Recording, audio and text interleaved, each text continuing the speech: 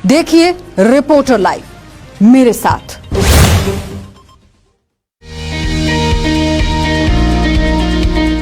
हुनर हर शख्स में होता है, बस फर्क पहचान का होता है। अब पहचान के नहीं रहेंगे मोहताज, नहीं होगा कोई भी हुनर नजरअंदाज, क्योंकि हम ला रहे हैं कश्मीर के हुनरबाज। हर गुरुवार दोपहर 2:30 बजे सिर्फ और सिर्फ JK24/7 न्यूज पर।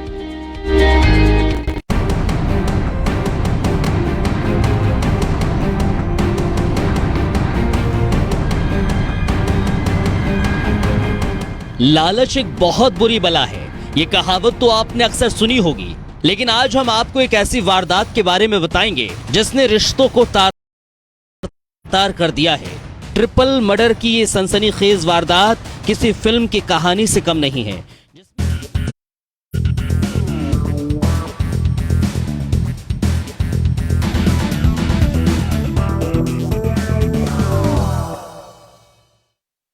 स्वागत आप सभी का JK24/7 में। आपके साथ मैं हूं ऐश्वर्या। दोपहर के 3:30 बज चुके हैं और एक बार फिर से चर्चा की शुरुआत करने का वक्त हो चुका है। चर्चा इस वक्त के सबसे महत्वपूर्ण मुद्दे को लेकर के। उत्तर प्रदेश में विधानसभा चुनाव 2022 बेहद नजदीक हैं।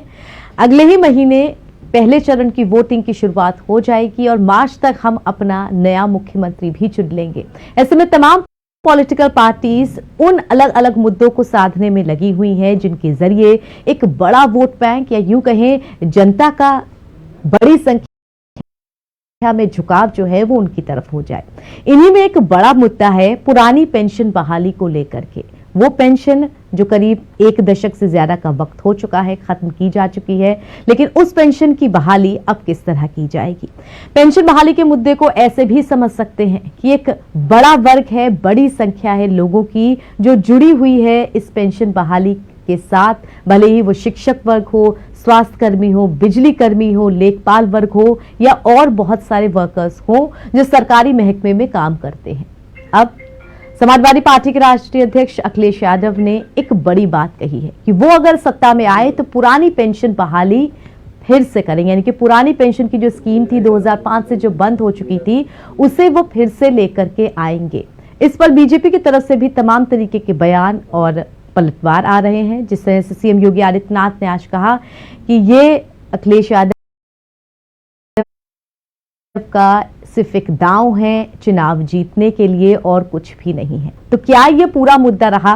किस तरह से पेंशन बहाली उसकी कोशिशें लगातार की जा रही हैं। तमाम वो संघ हैं जो वक्त वक्त पे अपनी मांगों को लेकर के अलग अलग प्रदर्शन भी कर चुके हैं, लेकिन क्यों ये मांग नहीं मानी गई और किस तरह का ये पूरा कार्य रहा, इस पर आज हम चर्चा करेंगे कि पेंशन पुरानी लेकिन ये जो बहस है वो नई है। आइए बिना देर किए जो मेहमान हमारे साथ जुड़े हैं इस चर्चा में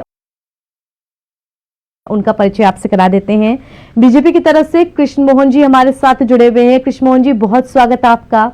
स्टूडियो से हमारे साथ विजय बंधु जी जुड़े हुए हैं, अध्यक्ष हैं अटेवा के। विजय जी बहुत स्वागत आपका। और साथ ही हमारे साथ हरिकिशोर तिवारी जी स्टूडियो से जुड़े हुए हैं, राज्य कर्मचारी संघ के अध्यक्ष हैं और आप सपा नेता भी हैं। सर बहुत स्वागत आपका।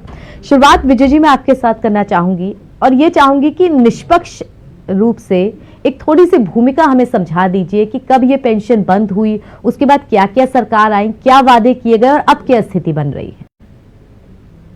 देखिए, मैं तो सबसे पहले आपका धन्यवाद देना चाहता हूं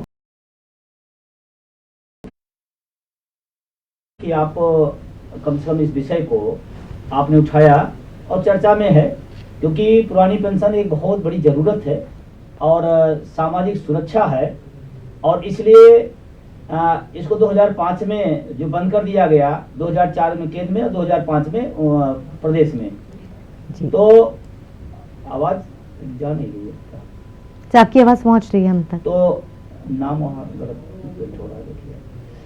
तो मैं ये कहना चाहता था कि क्योंकि ये बड़ा विषय है और बड़ा संवेदनशील विषय है, अगर हम 30 साल किसी शिक्षक का कोई भी सरकार को देता है और उसको बाद में कह दिया जाए कि आप जाइए अपने हवाले हैं, तो ये कहाँ का न्याय है।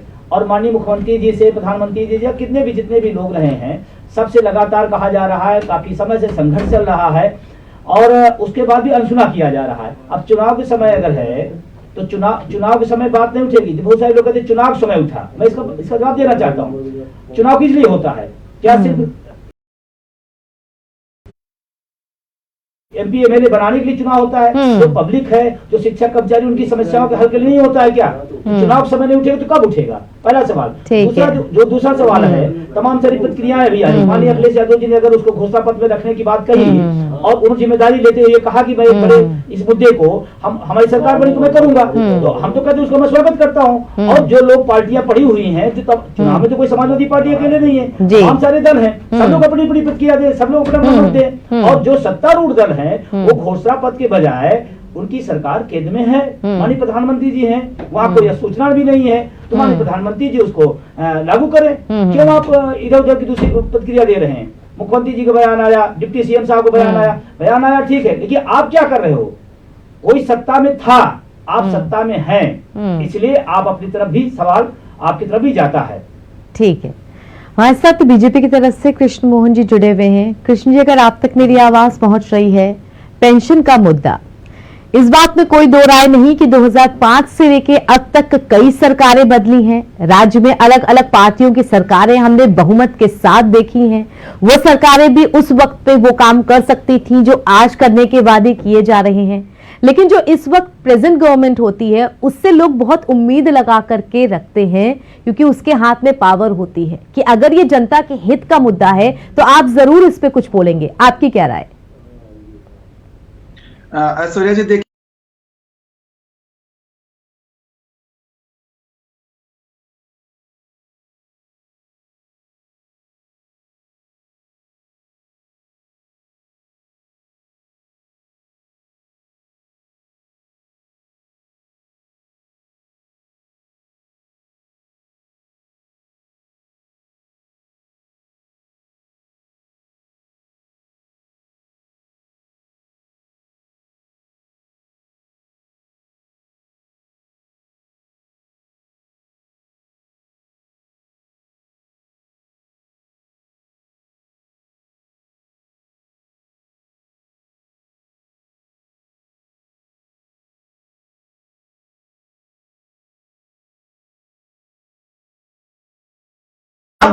आप पढ़ के आए पूरा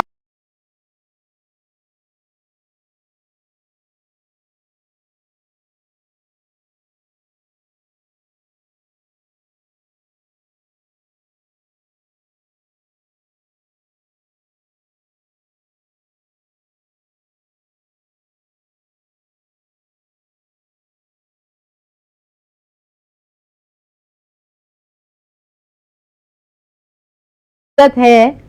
तो जो नई पेंशन, पहले बात सुन लिया कृष्ण मोहन जी की। जी बताइए, आप अपना पक्ष पूरा रख लीजिए, तभी मैं जाऊंगी विजय जी के पास।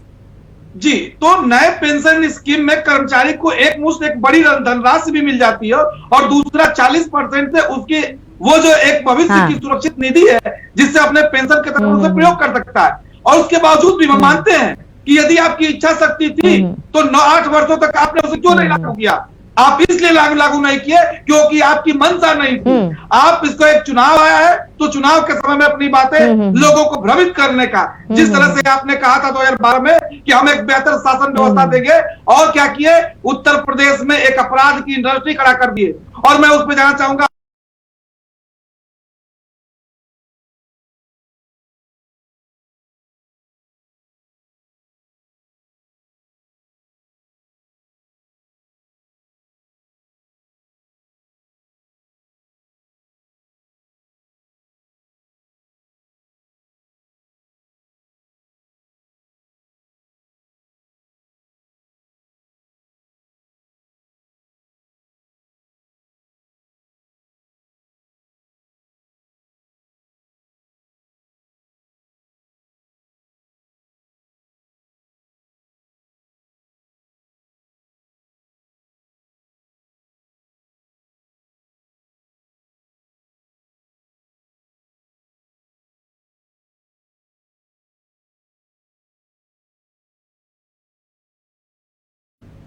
मैं माननीय प्रवक्ता जी कह रहे थे कि लाभ में है। पहली बात तो जिसको लागू किया गया उससे पूछो ना लाभ क्या है कि नुकसान क्या है। आपको क्या पता है? आपको कुछ नहीं पता है। अगर पता होता ना, ठीक है,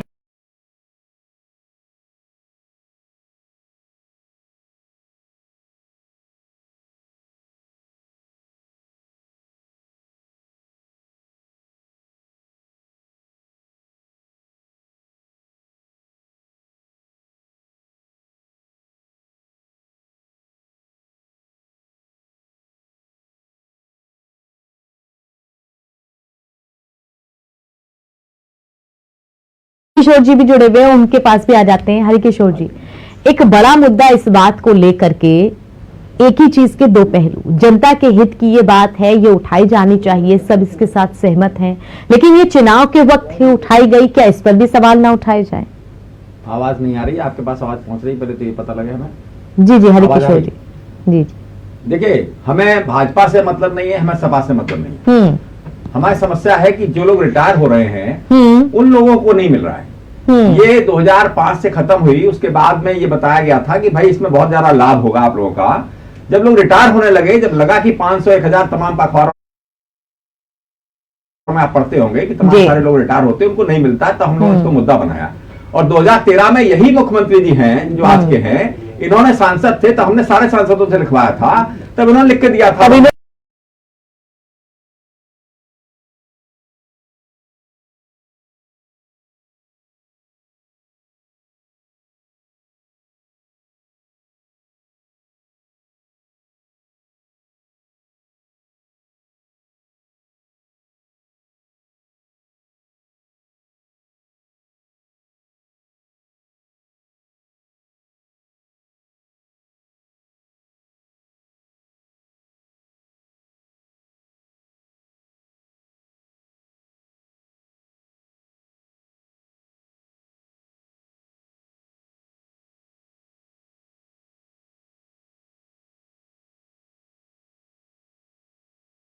आपका मुद्दा ठीक है और आपका नुकसान हो रहा है, हम आपको देते हैं, तो वहां से लौट के इन्होंने 14% कर दिया। लेकिन जब 14% से भी हम लोगों ने देखा, तब भी वो स्थितियां बनी हमारी। तो जब यही स्थितियां बन रही हैं, तो भाई आप कह रहे हैं कि बहुत ज्यादा फायदा हो रहा है।